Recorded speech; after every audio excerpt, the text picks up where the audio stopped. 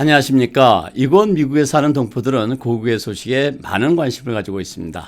정치 경제뿐만 아니라 사회 전반적인 소식에 관심이 높은데요. 오늘은 이런 여러 소식 중에서 한국에서 지난 1월부터 3월 말까지 석 달 만에 2,600만 명의 가입자를 끌어모은 플랫폼의 소식에 대해서 소개해드리고, 이런 현상이 어떤 것을 말하며 앞으로 우리 생활에 어떤 영향을 주게 되는지 함께 생각해 보도록 하겠습니다.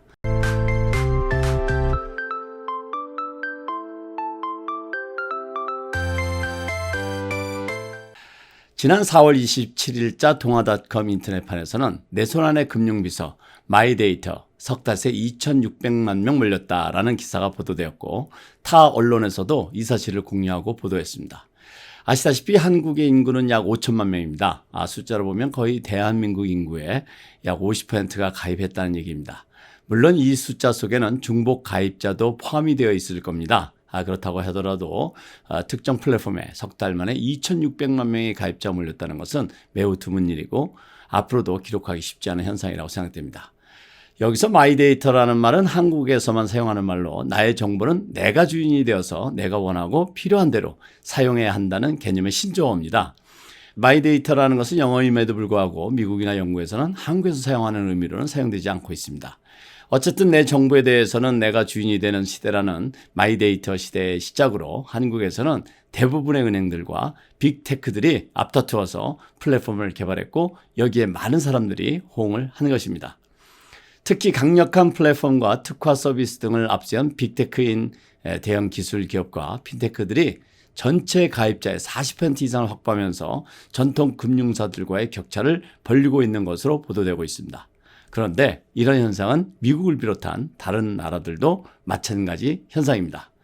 전통은행들이 이번 변화에 빠르게 대처하지 못하는 이유는 오래된 시스템을 전환하기가 쉽지 않기 때문입니다.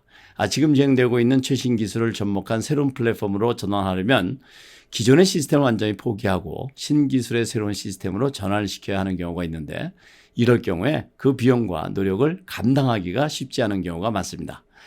여기서 우리가 이해하고 있어야 할 것은 오픈 뱅킹 시스템입니다. 오픈 뱅킹 시스템이라는 것은 은행과 같은 금융기관에서 제공하지 않고 있는 또는 제공하지 못하고 있는 서비스를 핀텍 회사와 같은 제3의 회사들이 API라는 최신 기술을 이용해서 고객들의 재정관리에 필요한 서비스를 개발하고 고객들이 재정관리를 잘 할 수 있도록 도와주는 시스템을 말합니다. 간단히 말씀드리면 고객들에게 매우 도움이 되는 꼭 필요한 서비스이긴 하지만, 현재 은행들을 비롯한 금융기관에서는 제공하기가 쉽지 않은 그런 서비스들을 제3의 핀텍 회사들이 개발해서 고객들에게 도움을 주도록 하는 것입니다. 이 오픈 뱅킹 시스템이 매우 안전한 시스템으로 평가받고 있는 이유는 개인이나 비즈니스가 사용하는 아이디와 패스워드를 본인이 거래하고 있는 은행 이외의 다른 곳과 공유할 필요가 없다는 것입니다. 이러한 필요와 편리 그리고 안전성으로 미국과 유럽은 물론이고 한국, 일본을 비롯한 아시아 그리고 남미 등 세계 여러 국가들이 오픈 뱅킹 시스템을 시행하고 있고, 심지어는 법으로 규정하고 있는 국가들도 있습니다. 그런 국가 중 하나가 바로 한국입니다. 한국은 지난 2020년 1월 9일 데이터 3법이 통과되면서 개인정보를 새로운 형태로 서비스를 받을 수 있는 길이 열렸는데요. 그래서 앞서 말씀드렸던 소위 내 손안의 금융비서라고 불리우는 마이데이터 서비스가 공식적으로 2022년 1월 1일부터 시작되었고 3개월 만에 가입자가 2,600만 명이 되었다는 것입니다. 한국에 여행을 다녀오신 분들은 이구동성으로 얘기합니다. 한국에서는 전화기로 모든 것이 해결되는데 미국은 불편하다고요. 그런데 이런 얘기는 한국의 체류기간이 길었거나 왕래가 잦은 분들일수록 한국의 시스템이 참 편하다는 것을 강조합니다. 그리고 젊은 층일수록 그 차이는 더 크게 느끼는 것 같습니다.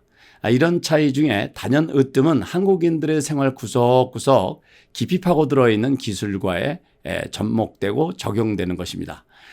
이미 아시다시피 한국에서 은행 거래는 물론이고 택시요금 그리고 버스나 전철요금, 관공세 납부하는 공공요금 할 것 없이 대부분의 경제거래가 늘 가지고 다니는 스마트폰으로 이루어집니다. 물론 이런 현상은 한국만이 아니죠. 이미 유럽을 포함한 아시아 그리고 심지어는 남미까지 전 세계적인 붐이고 현상입니다.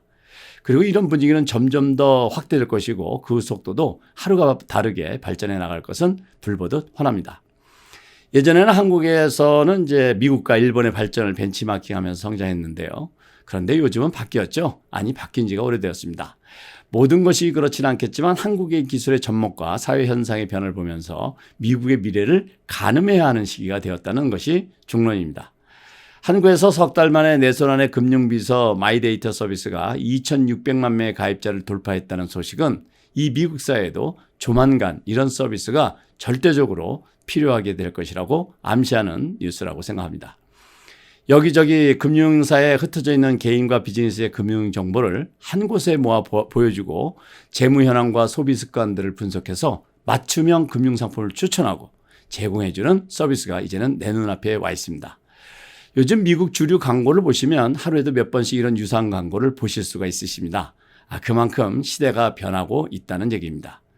나만 시대에 뒤떨어지는 사람이 되지 않기 위해서는 이런 새로운 플랫폼을 적극적으로 이용하고 즐겨서 가정과 비즈니스의 재무관리에 좀 더 현명해져야겠습니다. 오늘은 한국에서 석 달 만에 2,600만 명의 가입자를 돌파한 마이데이터 서비스와 환경을 이해해보았습니다. 오늘은 여기까지입니다. 감사합니다. 지금 현재 내 비즈니스 계좌의 잔액이 얼마인가? 지난달 회사 지출이 얼마나 되었는지, 물건값으로 얼마나 나갔는지 이런 것들이 수시로 궁금하실 텐데요. 어떻게 하시죠?